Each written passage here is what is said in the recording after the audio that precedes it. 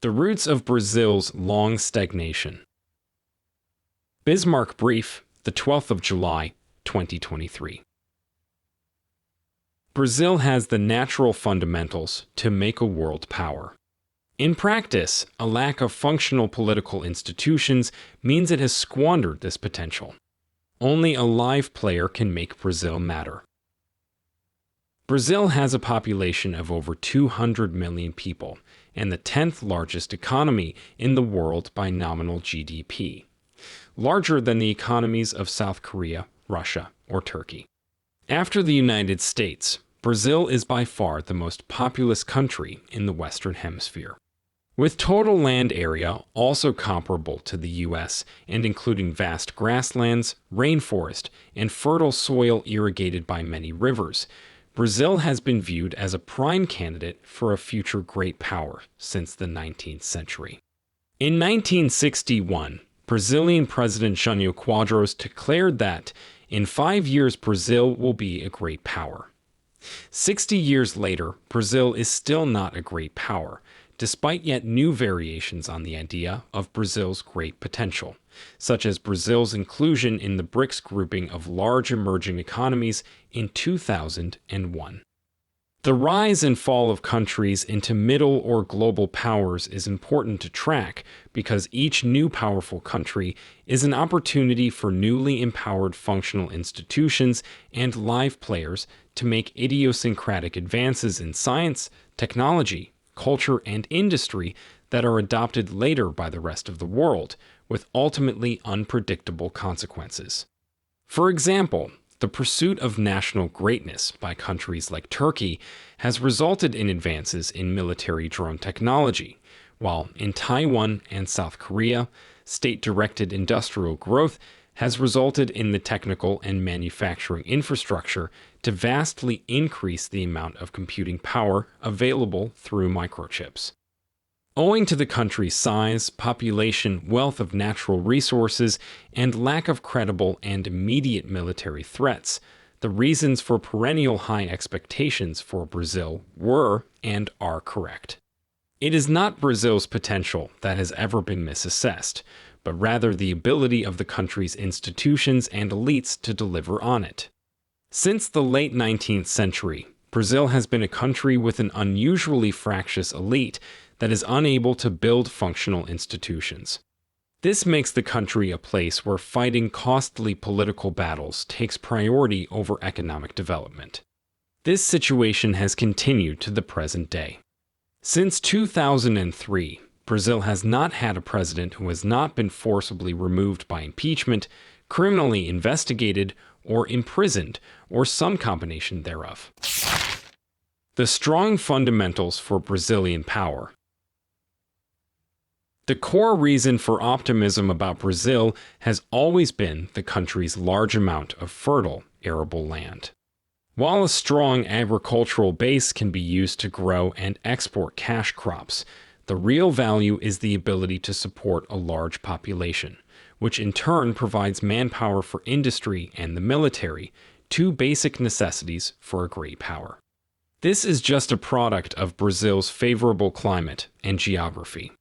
The country is not only as large as the continental United States, but situated entirely at the equator and immediately south, with the result that, with the exception of the Amazon rainforest, effectively the entire country is highly suitable for agriculture. Only 6.7% of Brazil's land is used for agriculture, but this means Brazil has more arable land in absolute terms than any country except the US, China, India, and Russia, all of which use far higher proportions of land for agriculture. Moreover, this is while nearly half of the country is covered by the dense jungle of the Amazon in the northwest. Ongoing deforestation of the Amazon is a hot-button political issue in Brazil, as the rainforest is regularly logged or replaced with cropland or ranch land. One estimate says Brazil has 4.1 million square kilometers of potentially arable land, an area larger than India, but currently uses only 15% of it. The fertility of Brazil has allowed the country to lead in many profitable commodity exports worldwide. Brazil is by far the largest global exporter of sugar, coffee, tobacco, and wood pulp, which is used to make paper. It is also by far the largest exporter of beef, poultry, and soybeans, which are used in animal feed. While not the largest itself, Brazil is also one of the top exporters in many other categories, including corn, cotton, pork, fruits, and other agricultural or pastoral products. Like other large countries, Brazil's size has unsurprisingly resulted in discoveries of mineral and hydrocarbon wealth.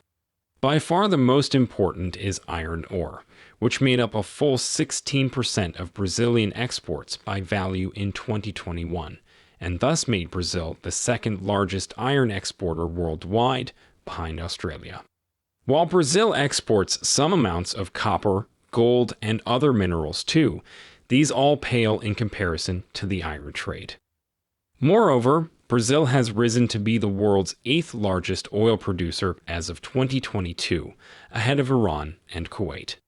Surprisingly, 97% of Brazil's oil production is offshore, off the southeastern coast, as a result of large and accessible underwater reserves. While most of this oil is consumed domestically rather than exported, Brazil does not rely on hydrocarbons for generating electricity. Rather, an incredible 64% of Brazilian electricity is reportedly provided by hydropower, something only made possible by the country's many and vast rivers. 3 of the world's 10 largest dams by electrical generation capacity are Brazilian. An additional 10% of electricity is provided each by natural gas, biofuels, and wind power. Brazil is arguably the largest country in the world to achieve a broad measure of renewable electricity in practice. Through its vast wealth in both organic and inorganic natural resources, Brazil is one of a few countries large enough to be truly autarkic, self-sufficient across all important economic categories.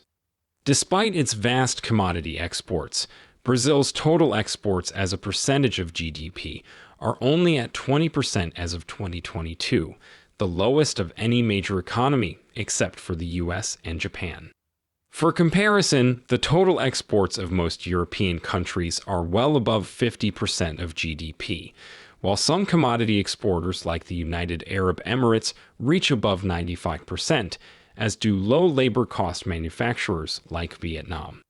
Russia, as a large resource exporter with an otherwise diversified domestic economy, is at 28% and was as high as 44% in 2000.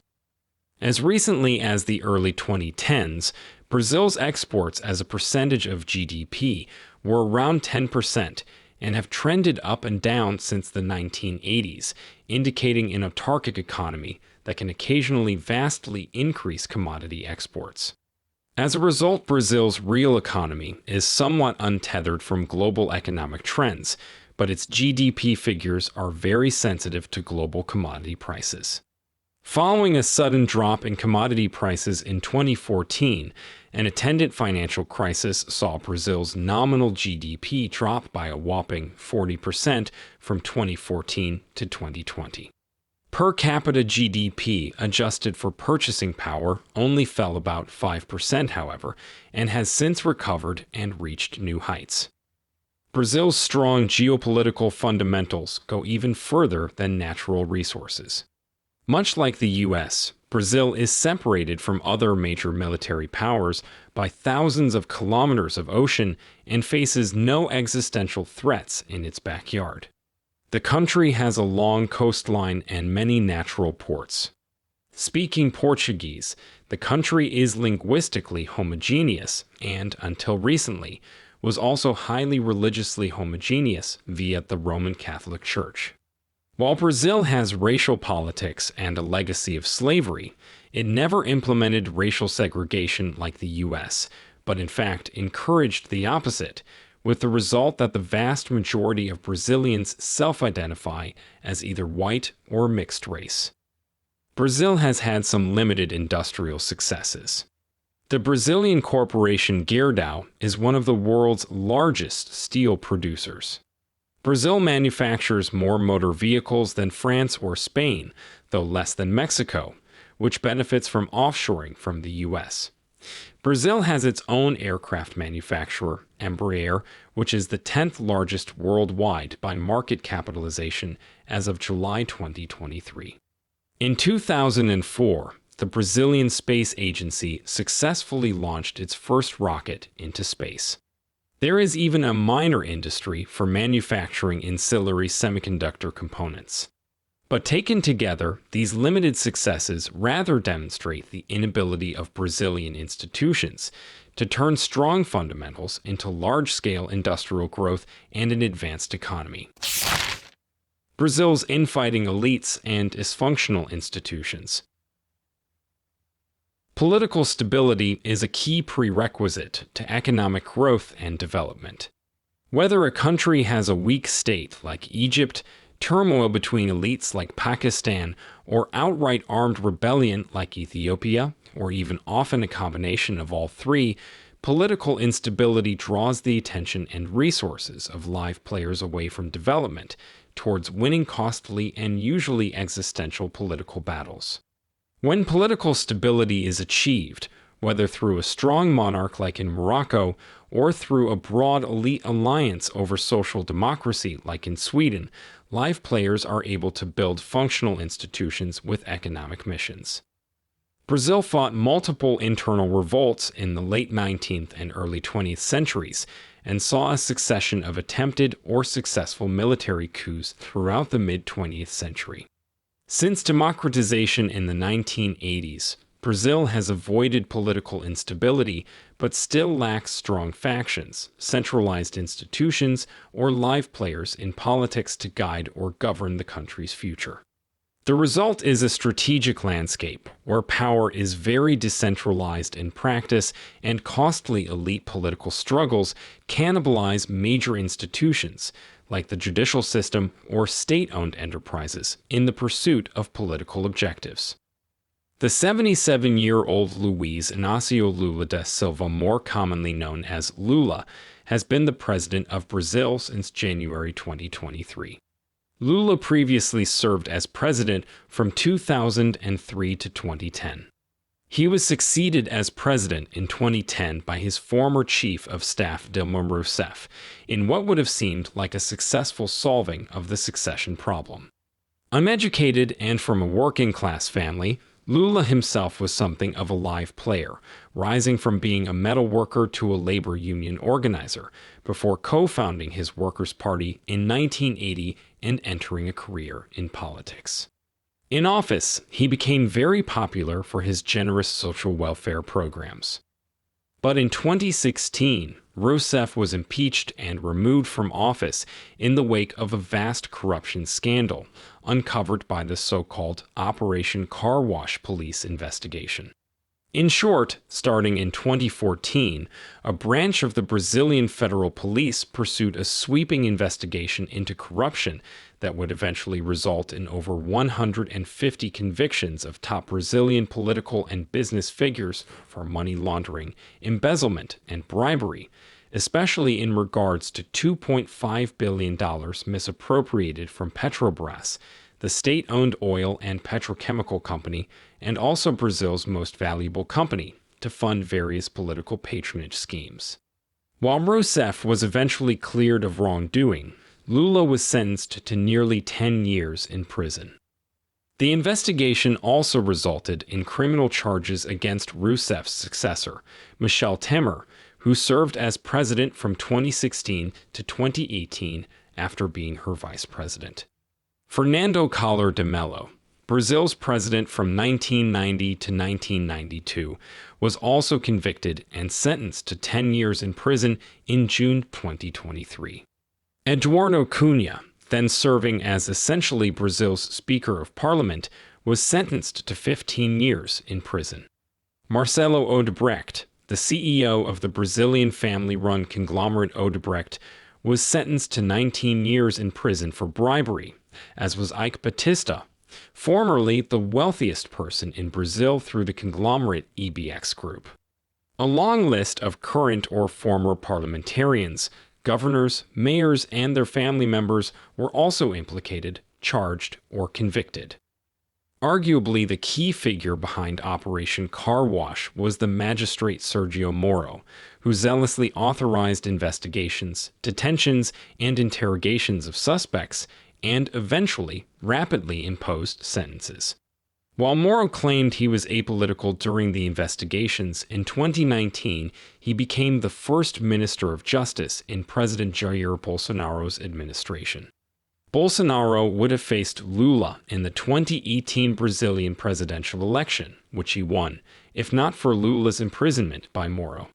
In 2019, Lula was released from prison, and in 2021, the Supreme Court annulled all of Lula's convictions. Lula defeated Bolsonaro in the 2022 presidential election. Bolsonaro himself is now under criminal investigation for allegedly forging COVID-19 vaccination certificates, among various other offenses. That one judge and one police investigation could imprison so many of Brazil's top government and business figures so quickly, thus affecting the presidential election, and then the courts could effectively reverse these decisions in an equally short span of time, and again affect the election, is a testament to the weakness of all of the institutions involved, including the police, courts, elected officials, and political parties, when compared to their counterparts in, say, the United States. The list of extreme political actions in Brazil in recent years is long, and include a nearly successful assassination attempt of Bolsonaro in 2018, and in 2022, the granting of unilateral authority to censor online and social media to a single justice of the Supreme Court, who simultaneously serves as the country's elections chief. This suggests all the factions involved are relatively evenly matched, since even after taking extreme measures, fortunes still reverse easily. These vicious political battles are exacerbated by several factors. Brazilian political parties are numerous and frequently dissolved, reformed, or rebranded, with seemingly little ideological coherence or organizational continuity. This might be exacerbated by voting being compulsory in Brazil. The current ruling coalition, for example, is composed of at least 8 different parties.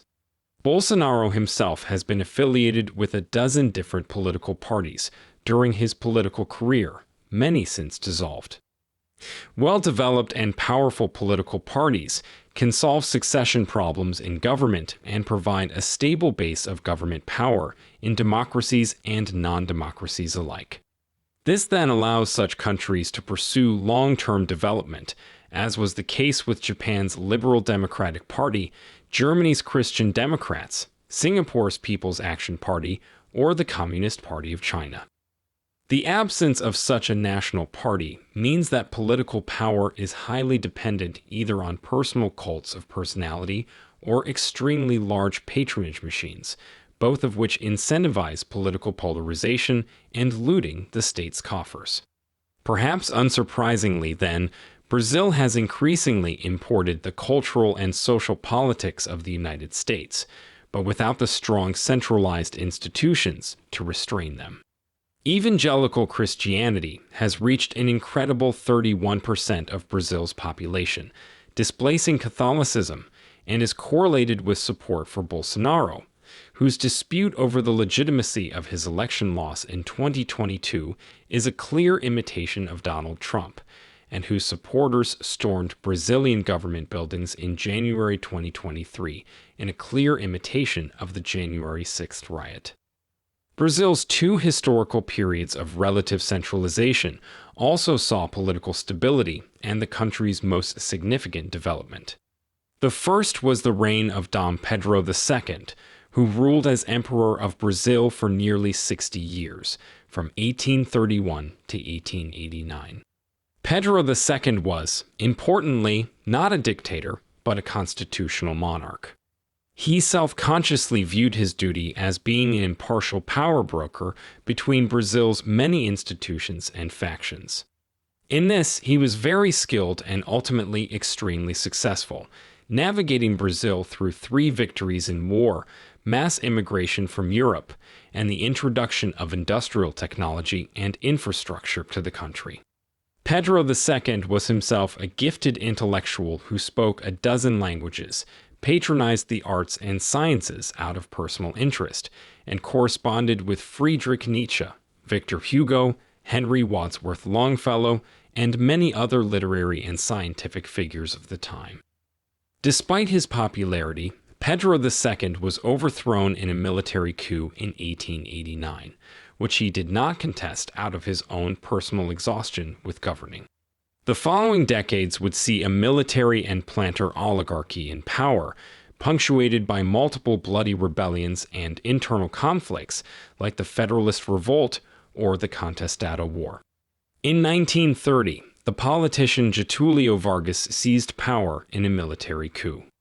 Though he survived 3 separate coup attempts against him, he was ousted in 1945 on the 4th attempt, then returned to power democratically in 1950 before committing suicide in 1954 over yet another brewing coup attempt. Brazil's second, though brief, period of centralization was under the military dictatorship that took power in 1964 and ruled until democratization in 1985. The dictatorship managed to unify the senior military leadership with the Catholic Church and anti-communists in the Brazilian elite, as well as acquire the tacit support of the U.S. It also brutally repressed dissent through censorship and extrajudicial killings. For a few years, however, Brazil managed to achieve the so-called Brazilian miracle, which saw high economic growth rates and development in industry and infrastructure. This era saw the construction of Brazil's largest hydroelectric dam, the Itaipu Dam, Brazil's first and only nuclear plant, located between Sao Paulo and Rio de Janeiro, with help from U.S. company Westinghouse, and a unique and wildly successful government program to replace gasoline fuel for cars with domestically produced ethanol fuel made from sugarcane. To this day, over 80% of vehicles sold in Brazil can use ethanol for fuel. Brazil's natural resources supply Chinese industry. In the absence of functional institutions to direct industrial growth, Brazil's natural resource base has increasingly become a major input for the industrial economies of East Asia. For both imports and exports, Brazil's largest trading partner by a significant margin is China. As of 2020, just over 32% of Brazilian exports went to China, and just over 22% of Brazilian imports came from China. While Europe as a whole constitutes a slightly larger share of Brazilian imports, just 18% of Brazilian imports come from the US and 15% from the rest of Latin America. The U.S. is the destination for only about 10% of Brazilian exports, and Latin America only 15%. This means that Brazil, despite being halfway around the world from China, has proportions of total imports from and exports to China comparable to that of South Korea, one of China's immediate neighbors. Such large trade relationships with China are no longer an uncommon story in the developing world, but Brazil stands out from its peers of large emerging economies. While they all have Chinese import shares similar to Brazil, all of the large emerging economies, including Russia, India, Pakistan, and Indonesia, export far less of their total exports to China. For its part, China imports more goods from Brazil than from Vietnam, Russia, or Saudi Arabia, even with the latter two being key oil and gas exporters. While China plays the dominant role by far, this is in fact part of a wider shift of Brazil's external trade from the Atlantic to the Pacific. In 1990, East Asia as a whole constituted about 10% of Brazilian imports and 15% of exports. The sum of trade with the US, Latin America, and Europe, Brazil's historical and geographical partners, made up about 63% of imports and 68% of exports, decisively placing Brazil in the economy of the Western Hemisphere. By 2020, the combined share had declined to 58% of imports, but just 43% of exports. East Asia now accounts for nearly half of Brazilian exports at 44%. Back in 1990, China was literally under 1% of Brazilian imports and only 1.2% of exports. This transition has occurred at the same time that Brazil's exports as a percentage of GDP have more than doubled from 8.2% in 1990 to 20% in 2022. This implies that the expanded trade with Asia, especially China, has not come at the expense of exports to the Atlantic world, but only added to it. Brazil's economic growth since 1990 has been supported by new trade with Asia, not new trade with Europe, the United States, or the rest of the Americas. By default, future economic growth in Brazil is then also more likely to rely on Asia. This pattern makes sense given that Brazilian exports to Asia are mainly natural resources like minerals, hydrocarbons, and food. The single largest Brazilian export to China appears to be soybeans, making up about 1/3 of all exports. China consumes about half of all global pork production, and its demand for meat continues to rise along with Chinese living standards. Soybeans are the key input for China's large and growing pig farms, since they are used for pig feed. While China can almost feed itself in terms of wheat, rice, and corn, it imports about 90% of its soybean consumption, mainly from the US and Brazil. Specifically, China imports about 60% of soybeans from Brazil. While the Chinese government is attempting to raise domestic soybean production and substitute soybeans in feed with other grains, this large dependence on Brazil is unlikely to go away anytime soon. China also imports lots of beef from Brazil, like many other countries. Similarly to Australia, Brazil is a major iron ore producer and thus also a major exporter of iron ore to China. Iron ore is a key raw material needed to smelt steel, one of the basic alloys needed for modern industrial civilization. In 2020, China alone produced an incredible 57% of all steel worldwide. While China is itself the third largest producer of iron ore in the world, its demand is so vast that it also simultaneously imports about 80% of Australia's iron and an estimated 60% of Brazil's iron. While Australia is, Brazil is notably not a major producer of rare earth metals used in electronics, nor of lithium used in batteries.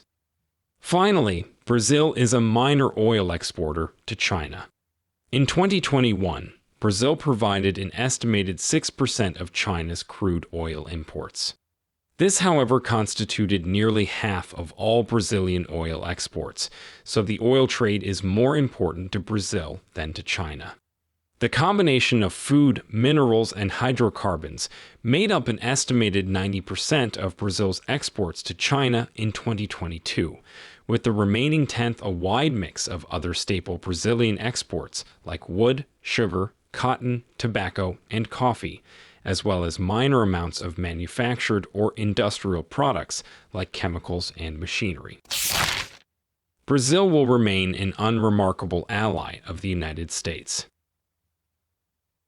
Despite Brazil's rapidly growing trade ties to China, Brazil has not, and is unlikely to, convert these from a narrow economic alliance into a broad political alliance. This is despite both Brazil and China theoretically desiring to form such an alliance. Both Brazil and China are part of the so-called BRICS, along with Russia, India, and South Africa. BRICS is commonly perceived to be a rising counterweight to the US-led international order, but in practice it amounts to an annual meeting between state leaders from these countries and not much else.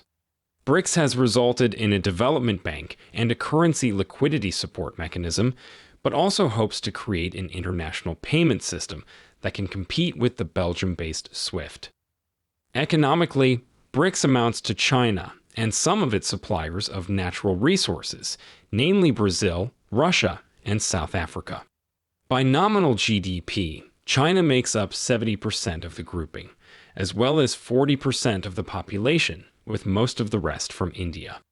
This might make a solid basis for a political and even military alliance, but China is deeply averse to interfering in the political affairs of other states and lacks an ideological justification for non-Chinese states and elites to become Chinese allies or clients.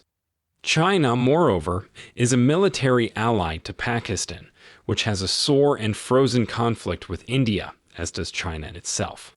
Meanwhile, Russia has a long-standing military procurement relationship with India. No matter the level of economic integration, then, BRICS will almost certainly remain a non-political alliance. Brazil, for its part, is an official treaty ally of the United States through the Rio Pact, a collective military defense treaty between the U.S., Brazil, and many other Latin American nations. In 2010, the U.S. and Brazil signed a defense cooperation agreement, and in 2019, U.S. President Donald Trump legally designated Brazil a major non-NATO ally, the status afforded to other U.S. allies like Japan, Australia, and Israel. The response to the 2022 Russian invasion of Ukraine is a litmus test of Brazil's independence from U.S. foreign policy.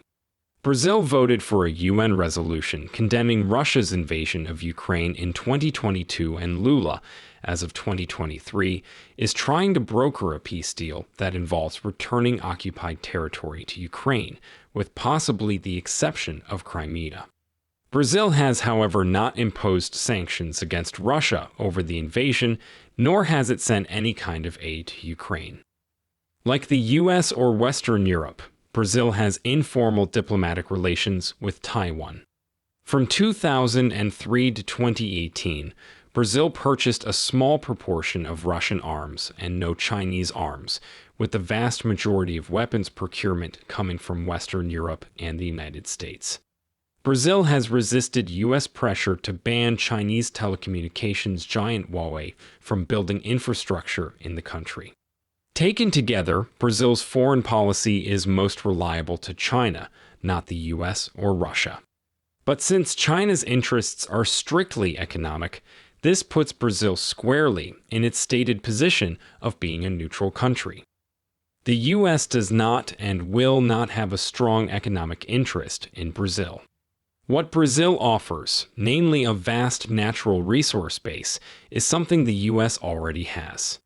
China does have an interest in Brazil because it does not have the same vast natural resource base and still has growing demand for resource inputs both from consumers and from industry. As a broad resource exporter to China, Brazil is in a similar position as Australia. Unlike Australia, whose political economy is robust to the influence of a resource extraction industry, Brazil's much weaker institutions and elites seem demonstrably willing to take actions to preserve the economic relationship with China.